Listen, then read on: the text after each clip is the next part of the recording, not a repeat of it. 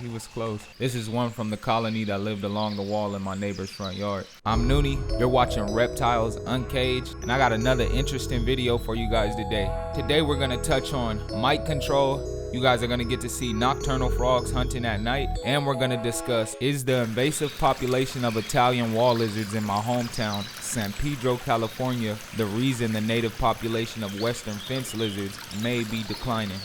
Before we start, I want to say thank you, much love, and much appreciation to everybody leaving likes and comments on the videos. The channel would not be growing without your engagement, so thank you. With that being said, let's get into the video. This ladybug that you guys are looking at crawl on this green basilisk has been living in the habitat for 3 months, and the ladybugs eat mites. So all this time he's been preying on mites. A lot of people worry about them being poisonous, but the lizards do not eat them because of their coloration, but they will crawl onto the lizards and eat the mites off the lizards and around the habitat. This Cuban tree frog is going to jump to one of his favorite spots to get warm near the UVA heat lamp. He'll jump right onto the water dragon and then crawl across his head, and the water dragon doesn't react. There's a lot of people that talk crazy about the channel and mixing species on Reddit. They think that they're doing my channel a disservice, but in reality they're just giving me free promotion, spreading the word, and sending me viewers. But I do understand that that's one of the things that comes with being the first person in a community to do something out of the norm. A lot of the stuff that they try to enforce on to me is true for a cage, but not for a 25 square foot free roam habitat. Majority of the time, these African side-necked turtles sleep beneath these stepping stones during the day, and they're most active at night. But I see they're hungry here, so we're gonna drop some insects into the water and see if they'll come out and eat some. I keep a stash of mealworms and crickets that I can go to whenever I need them. Daniel G asks, is this reptile room a room in your house that you converted, or is it some type of greenhouse outside? Thank you for the comment. This is a warehouse style location that I got specifically for the reptiles. The area that they're in is 25 square feet, but the entire place that I plan on eventually using is a lot bigger than that. He looks like he's tempted to come out, but our presence might be stopping him. This is why you don't really see me pick up many other animals in the habitat, because I don't want my presence to stop them from behaving naturally. Shout out to Lester and his boy Mason for giving us this red-eared slider turtle. His name is Sammy. They took real good care of him, but he grew up in a cage by himself, no other turtles. So he got into the habitat, and this is what he does all day. All he does is look for this female red-eared slider. Sometimes he'll get aggressive like that. So the female red-eared slider spends all of her time just swimming away from him. So a lot of times I'll take Sammy out of the water and put him onto the ground somewhere to give her some time to hunt and do what she wants to do. The African side-neck turtle eventually came out. This part spooked me a little bit because when he turned, it looked like he was focused on the baby red-eared slider, but then as soon as he noticed that it's a turtle, you'll see him change his focus to something else. I think we're about ready to start putting fish into the water again. Alright, now let's get into some of the nocturnal species of frogs hunting. Right there, the larger one is a Cuban tree frog, and then the smaller one is a gray tree frog. I put a few piles of cricket feed just below them to attract the crickets and keep them in the area. The African side-neck turtles are looking for the insects that fall into the water. Watch the Cuban tree frog, how he moved like that, and then that triggered the gray tree frog to grab for something. So that tells us that this gray tree frog right here is hungry and he's about to start his hunt. TY and the random wolf, I appreciate you guys commenting. Now let's focus our attention to the bottom left of the screen. We're going to see a cricket jump. What that tells me is there's either a nocturnal house gecko or a frog that attempted to catch the cricket and it scared it enough to jump. Gabe Martinez, I appreciate you commenting, bro. Shout out to his niece Araya and his younger sister Lanybug.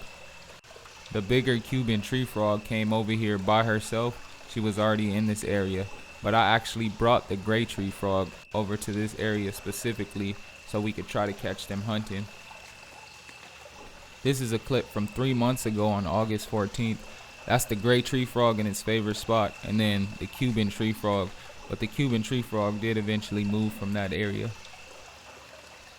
The gray tree frog did end up going back to that same exact leaf that you guys saw it on. So right now he's on his way to that leaf, but on his way he's gonna do some hunting. Let's focus our attention back to the bottom left of the screen. We're gonna see some movement over there. So it turns out it was a green tree frog that went for that cricket that hopped away earlier.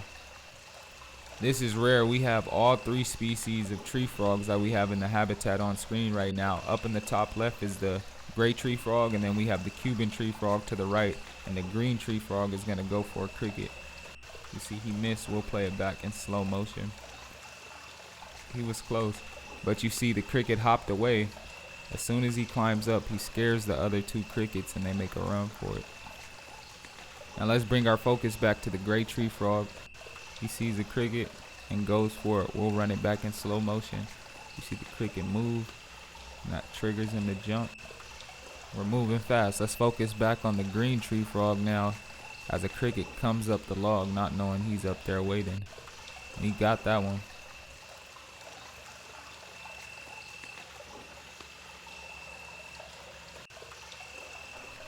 Now we see the gray tree frog leaving the camera sight as he makes his way back to his favorite spot in his favorite plant. Looking back at our green tree frog, he's getting into position to make another catch. And he misses again. So he's only been in the setup for a few weeks, so his hunting skills aren't that good.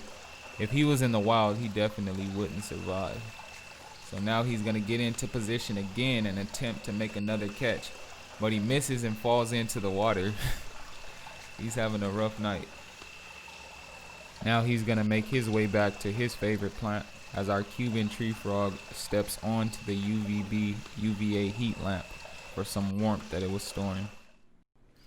Now I want to bring up a discussion about the Italian wall lizards, one of the most intelligent species I've ever dealt with. They're invasive in my hometown, San Pedro, California. People are claiming that the invasive Italian wall lizards are negatively impacting the native western fence lizards population. I feel like I'm a good person to touch on this topic. I've been in San Pedro since about the 1st grade. This is me filming right outside my grandma's house where I used to live. You're looking at the native western fence lizard and the invasive Italian wall lizard basking in the neighbor's backyard. This is my stomping grounds right here.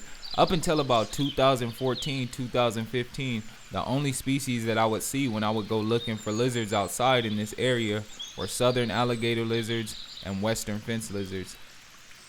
After seeing the same 2 species in this area my entire life, I was excited when I found out there was a new species in town. Right off the back, they're more interesting than the western fence lizards and the alligator lizards because they were more active. This is one from the colony that lived along the wall in my neighbor's front yard. I want to read to you guys a part of this article from the LA Times titled "Italian Lizards Invade San Pedro."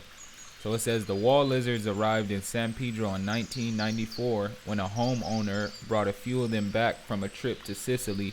He released 4 males and 3 females into his backyard, and they thrived and multiplied.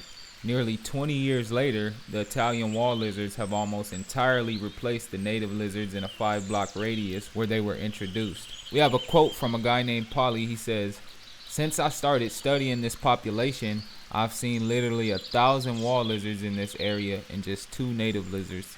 Before the wall lizards ever started to populate near my house, I'd only see about 1 to 3 fence lizards in the area you guys just saw. I see the same amount to this day." I want to show you guys this clip from an old video that'll help me explain why the wall lizards are doing a lot better than the fence lizards.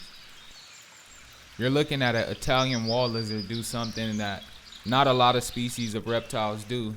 Things like monitors do stuff like this, but what this Italian wall lizard is doing is seeking out the exact prey item that he wants to eat. Western fence lizards have a different style of hunting. They're sit and wait predators. They sit at their basking spot, and when an insect passes by, they'll jump down and grab it. And of course, the lizards that go find their food rather than waiting for their food to come to them are going to be more successful. The wall lizards will climb on top of stuff to find food. They'll go beneath stuff, into cracks and crevices, and on top of that, they're omnivores. That means they eat fruits and vegetables too, which is not something that fence lizards do. You see, he eventually finds the exact prey that he was looking for. A fence lizard would never do something like this. This should help explain why we see so many wall lizards and not so many western fence lizards. We see that it says the wall lizards replaced the native western fence lizards, but that's just not true. It's just the wall lizards' numbers are a lot higher. Another key thing to know is the wall lizards don't eat their young, but the western fence lizards do. Now we're looking at the native southern alligator lizard. This is the second species that I always saw in San Pedro. This is one of the most aggressive species I've dealt with, but they are intelligent, just like the Italian wall lizards. They'll actually go out and seek their prey, but they're more low-key than the Italian wall lizards and the fence lizards because they hide beneath stuff. Again, this is right outside my grandma's house where I used to live. I started tossing mealworms to them. That made them start waiting for me on top of the fence. There's a fence lizard, and there's a wall lizard, another wall lizard, and then a third wall lizard on top of that pillar. I would just toss the mealworms right onto the platforms where they're at. Because there are more Italian wall lizards than western fence lizards doesn't necessarily mean that the Italian wall lizards are negatively impacting the western fence lizards.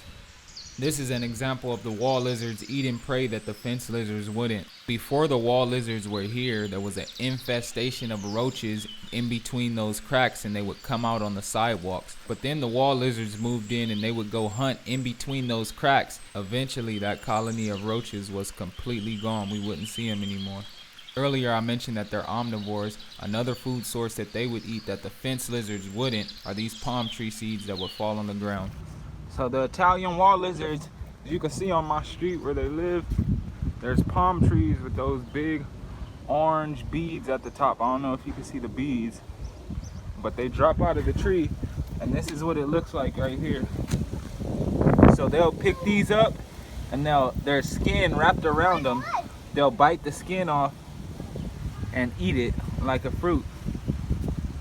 They've adapted to the area. They're an invasive species, so they're not from here. They've been here, I started seeing them about 2 years ago, and now they're everywhere on my street. There's a few of them that live in here. I see a few that live in there, and then all up and down this street. Looking at this map, the circled area is where the Italian wall lizards can be found, and a couple of miles away is a park called Peck Park. I grew up going to this park all the time, and there would be western fence lizards there. When I was 5, my grandma, who doesn't like to be called grandma, her name is Da, she would take me and my brothers to Peck Park to look at the western fence lizards. Remember, to this day, the wall lizard population still hasn't made it up to Peck Park. Yet the population of fence lizards that we used to always see there has almost disappeared. I called Da to ask her some questions about the fence lizards and their population at Peck Park for this video. Mind you, she had no idea what this video was going to be about. Da didn't know I was going to do this, but I found a clip of her on YouTube, so I'll let her introduce herself real quick. No, there would be no Reptiles Uncaged without her. Hey, my name is Patricia. I'm from class of 1966. I was a flag girl, and I'm an Apache for life. I got a question for you. Do you remember taking us to Peck Park to look at the lizards? Absolutely. There used to always be a lot there when we would go, right? Absolutely. You could find a lizard so easily if you would just look at the log sideways. You could see its head that's sticking out. Lean down and look, and it'd be a little head. I say, well, that's one right there, because you really couldn't see them because they would blend in to the log. Have you been to Peck Park recently? Yeah, kinda. Do you see them as often as you used to? Well, no. You might not have noticed this, but did you notice the lizards that are around your apartment building now are different than those ones that we used to see at Peck Park? Yes. There's a lot of like green ones and lighter color ones around here. To sum it up, there are some species of reptiles that become invasive in an area and they do negatively impact the native species. But in this situation, I don't think that's what's going on at all. Again, thank you to everybody leaving comments and liking the videos, and I'll see you on the next one. Much love.